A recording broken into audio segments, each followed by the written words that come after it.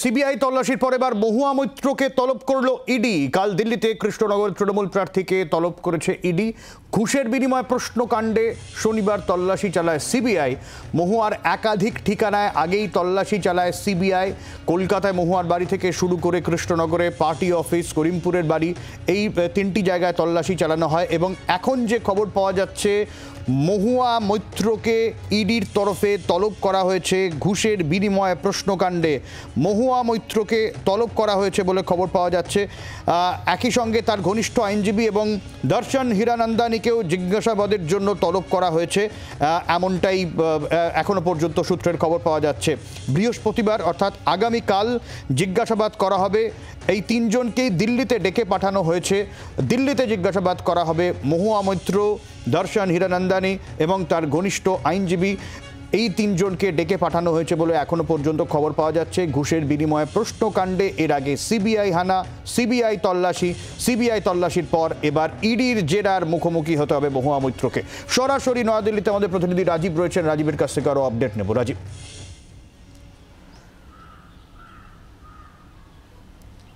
সব্যসাচী, দেখো, এবার আবারও বিপদের মুখে এবং অস্বস্তিতে মহুয়া মৈত্র, যিনি কৃষ্ণনগরে তৃণমূল প্রার্থী। তার বিরুদ্ধে যে অভিযোগ, অর্থাৎ অর্থের বিনিময়ে তিনি প্রশ্ন করেছেন সংসদে লোকসভার সদস্য হিসেবে, সেই অভিযোগে ইতিমধ্যেই তদন্ত শুরু করেছে কেন্দ্রীয় সংস্থা সিবিআই এবং ইডি। আগামীকাল বৃহস্পতিবার ইডির তরফে মহুয়া মৈত্রকে দিল্লিতে তলব করা হয়েছে এবং একই সঙ্গে তলব করা হয়েছে তার ব্যবসায়ী, তার যে শিল্পপতি বন্ধু দর্শন হীরানন্দানীকে। এবং এই মুহূর্তের অত্যন্ত বড় খবর, এই মুহূর্তে মহুয়া মৈত্রের ঘনিষ্ঠ এক আইনজীবীকে দিল্লিতে ইডির দপ্তরে জিজ্ঞাসাবাদ করা হচ্ছে, তার বয়ান রেকর্ড করা হচ্ছে। ইডি সূত্রে খবর, মহুয়া মৈত্রের সঙ্গে এই যে ব্যবসায়ী, এই যে আইনজীবী দিল্লিতে যিনি আইনি পেশায় রয়েছেন, তার মধ্যে কিছু আর্থিক লেনদেন হয়েছে এমন অভিযোগ পাওয়ার পর ইডির তরফ থেকে তাকে তলব করা হয়েছিল। তিনি হাজির হয়েছেন এবং এই মুহূর্তে তার বয়ান রেকর্ড করা হচ্ছে।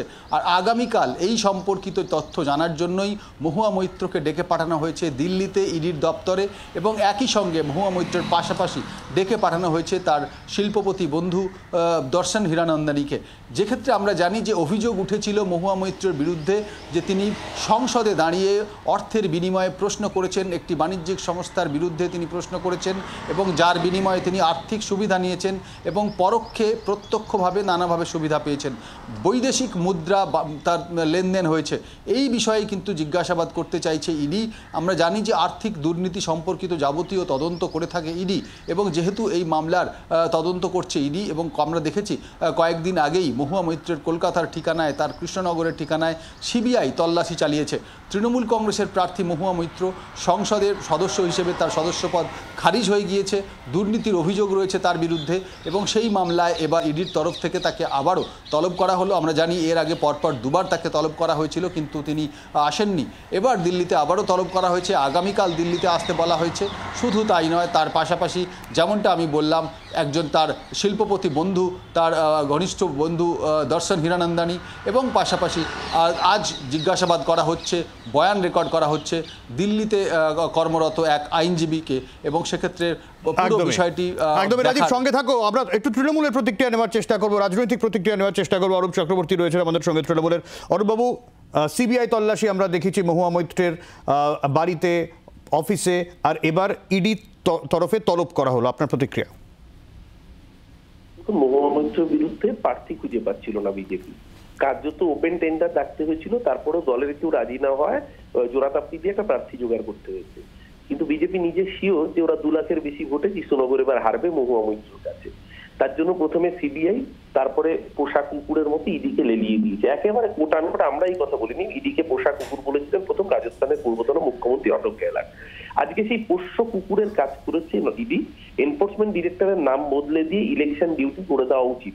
কারণ যখন মহুয়া মৈত্রকে তলব করা হচ্ছে, এর আগে আমরা দেখেছি একাধিকবার শুধুমাত্র মহুয়া মৈত্রর ভয়েস পার্লামেন্টে আটকাতে না পেরে কখনো মহুয়া মৈত্র সাংসদ পদ বাতিল করা হয়েছে, কখনো মহুয়া মৈত্র পক্ষে মুখ খোলায় দেশের 148 জন সাংসদকে বহিষ্কার করেছে পার্লামেন্ট থেকে।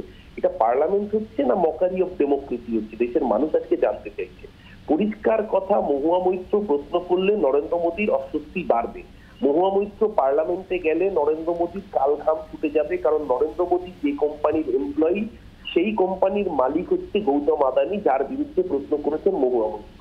আগামী দিনে যাতে তার মালিকের বিরুদ্ধে প্রশ্ন না ওঠে যে তিনি কি করে শেয়ার মার্কেটে টাকা বাড়িয়ে দেখিয়েছিলেন, যাতে দেশের হাজার হাজার কোটি টাকা নষ্ট হয়েছে, হিন্ডেনবার্গের রিপোর্ট সামনে আসার পর আদানির এই দুর্নীতি প্রকাশ্যে এসেছে।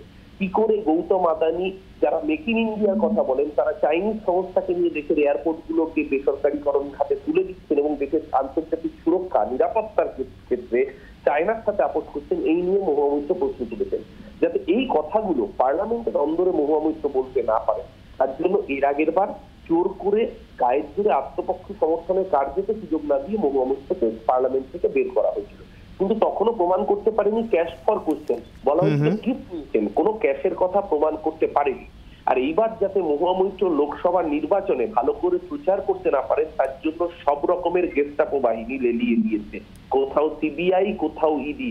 আরে তুমি যত বাহিনী লেলাও, ভোট দেবে কৃষ্ণনগরের মানুষ। মমতা ব্যানার্জির প্রার্থী মহুয়া মৈত্রকে 2 লাখের মার্জিন, আমার তো এবার আশঙ্কা হচ্ছে 3 লাখ, 4 লাখ, 5 লাখে গিয়ে না দাঁড়ায়। আগামী দিন রেকর্ড মার্জিন হলেও কৃষ্ণনগরের মানুষ অবাক হবে না, কারণ তাদের সাংসদকে যেভাবে হেনস্থা করা হচ্ছে শুধুমাত্র নরেন্দ্র মোদীর চুরি ঢাকার জন্য। নরেন্দ্র মোদী ঘুষ খেয়েছেন, তার দল বিজেপি ঘুষ খেয়েছে আদানির থেকে চুরি ঢাকার জন্য। নরেন্দ্র মোদীর দল মহুয়া মৈত্রের মুখ বন্ধ করতে চেয়েছে।